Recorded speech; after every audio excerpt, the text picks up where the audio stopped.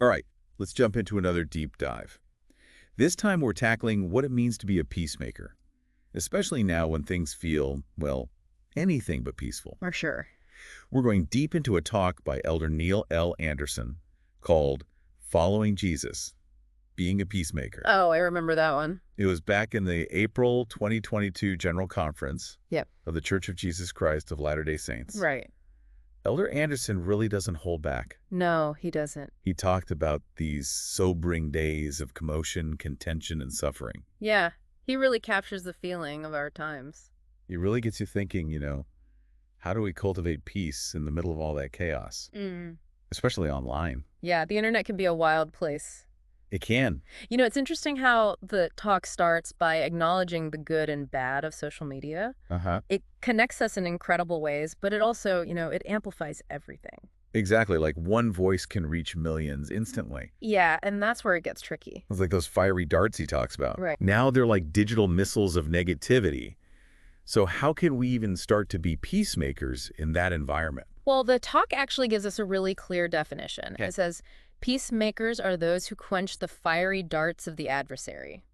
So it's not just about being passive. No, it's about actively countering the negativity. Okay, so are we just supposed to win every argument then? Not exactly. What do you mean? It's about being persuasive in the Savior's way, like the talk says. That sounds a lot more challenging, but probably a lot more effective. It is challenging. For sure. It really requires us to remember who we are, as children of God. Okay, I see where you're going with this. Our actions should reflect that divine heritage. So we're not just reacting to the world. No, we're striving to elevate it. That reminds me of the story about Reverend Amos C. Brown. Oh, yeah, great example. He faced so much criticism of the church, but responded with so much grace and wisdom. He chose dialogue over debate. It's a perfect illustration of peacemaking in action.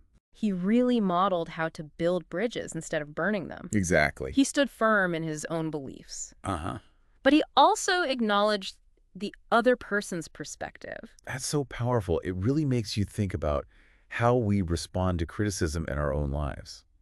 Absolutely. Do we get defensive or do we try to find common ground? Yeah, that's something we all have to figure out.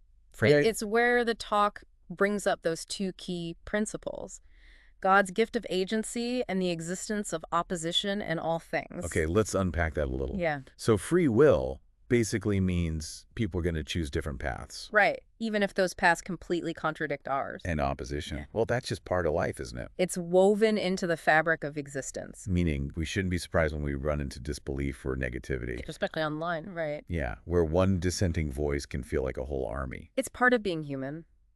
So the real question is how we as peacemakers choose to navigate all that. Exactly. It makes me think about leadership. The talk distinguishes between how church leaders approach their roles. Compared to, say, political or business leaders. Right. They're not trying to win popularity contests. Their focus is on bearing testimony of Jesus Christ, And proclaiming his will. not on gaining worldly power. It reminds us that they're speaking from a place of spiritual conviction. And that's important to keep in mind, especially when their words challenge what's popular. It can also help us when our own beliefs aren't widely shared. Absolutely. It gives us a framework for how to navigate those tough conversations. Speaking of tough conversations, What? the talk points out that even Jesus, when he was attacked, he sometimes chose silence. It wasn't about being a pushover, No, it was about knowing when to speak up. and when to let actions speak louder than words. That's a tough one, knowing when to do which. It is. It's such a delicate balance. It's even harder when the negativity comes from people who used to share our faith. Oh, I know what you mean. Like the disciples who stopped following Jesus. Those situations can feel so personal. They do. But the talk reminds us that agency applies to everyone. Right. Even those who walk a different path are still our neighbors. And peacemaking doesn't end just because someone disagrees with us. So we're still supposed to offer love and understanding, even when it's hard. That's where the real challenge and the real opportunity lies. I love this story from Ombuji Mai. Me too. It's such a good example. Church leaders saw a need. Kids without access to education. And they found a way to address it. Regardless of anyone's religious background. They built bridges and created community. It's a beautiful example of seeing people as individuals. not just as representatives of a particular belief system. It's about recognizing that shared humanity we all have. Exactly. It reminds us that we can move away from contention and bless the lives of others. Without compromising our values. And that leads us to one of the most powerful messages of the whole talk, The Savior's new commandment. to love one another. Such a simple teaching, but so profound. It's really the heart of what it means to be a peacemaker in our world. In all its complexity and chaos. So how do we take this incredible message and actually live it? Especially online, where negativity can spread like wildfire. That's what we'll be diving into next. You know, it really comes down to this. If we can approach every interaction, Right. online or in person, Mm-hmm. with that genuine desire Right. to understand and to love, Yeah. it changes everything. It really does. It's like taking those fiery darts Yeah. and transforming them into something good. That's like turning down the heat instead of fanning the flames, right? Like we're trying to cool things off. Create Exactly. space for dialogue and understanding. Yeah. But that's easier said than done, isn't it? It How do is. we actually do that? It's one thing to say love one another, Right. but to put it into practice in this messy world full of conflict, That's a challenge. that feels like the real challenge. It is a challenge, right? Yeah. But I think the key is focusing on small individual acts of peacemaking. We're not trying to solve world peace all at once. Right. It's about making a difference in our own circles. Okay, I like that. So what does that look like practically in our everyday lives? Well, let's go back to that story from Mujime. Oh, yeah. Those leaders saw a need. Kids without education. Exactly. World. And they just stepped up. They Yeah. didn't get stuck in theological debates Nope. or try to convert anyone. No. They just offered help. They built bridges and fostered a sense of community. Right.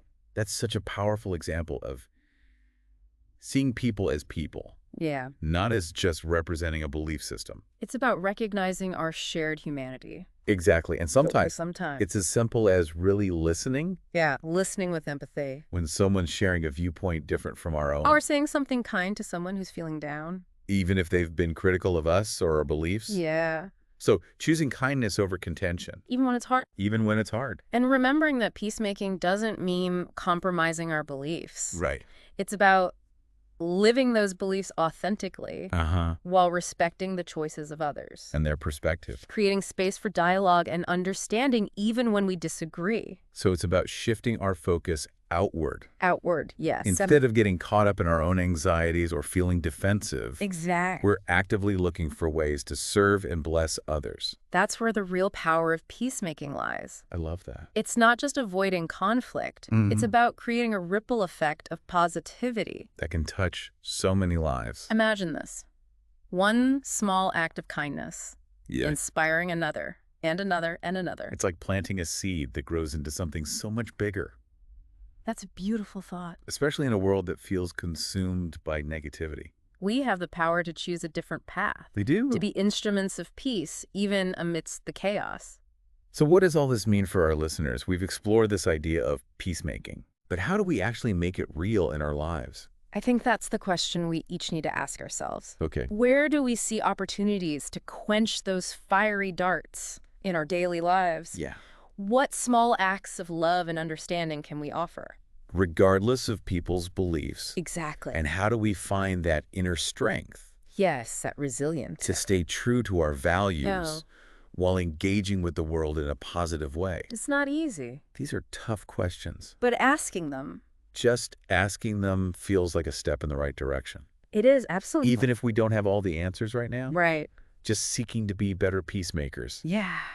That's a powerful step forward. It is It's like we're starting a journey. the journey. We Right. might not know the exact destination But each step brings us closer, to becoming more like the Savior, more compassionate, more more understanding. peaceful. And along the way, maybe the most important part is how we change.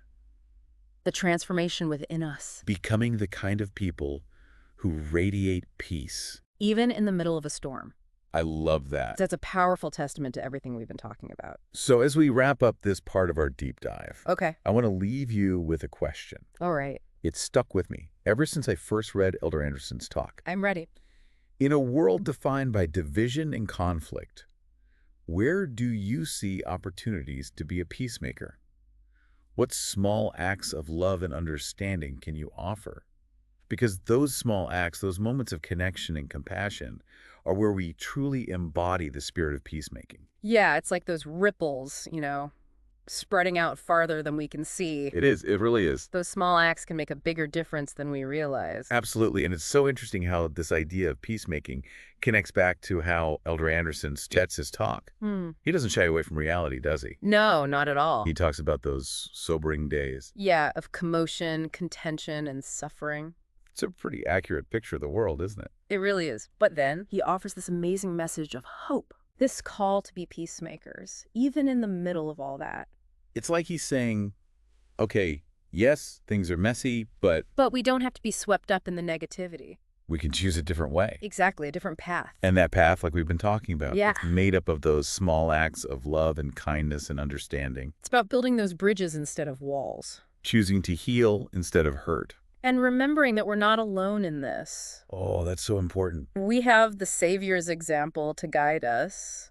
And we have each other to Right. support and encourage one another. We're all in this together, trying to figure out how to live our beliefs in a world that, well, Doesn't always make it easy. yeah, it can be tough. It can't. Sometimes the most powerful thing we could do is just reach out, Yeah, to someone who's struggling. offer a hand of friendship. And remembering that everyone's going through something we don't know about. That's a good point. We never really know what's going on with someone else. We don't, but little kindness, a listening ear, Making an effort to understand, those things can make a huge difference. they can make someone feel seen Yeah, like they matter. instead of feeling isolated and alone. And that's what I find so inspiring about this idea of peacemaking. What do you mean? It's not about those big gestures, The grand pronouncement, It's about the quiet, everyday things the little acts of love, that can change hearts and lives. and anyone can do them. Exactly. We all have the potential to be peacemakers. No matter who we are or where we come from. We can choose to be a source of light and hope. And the world needs that so much right now. It really does.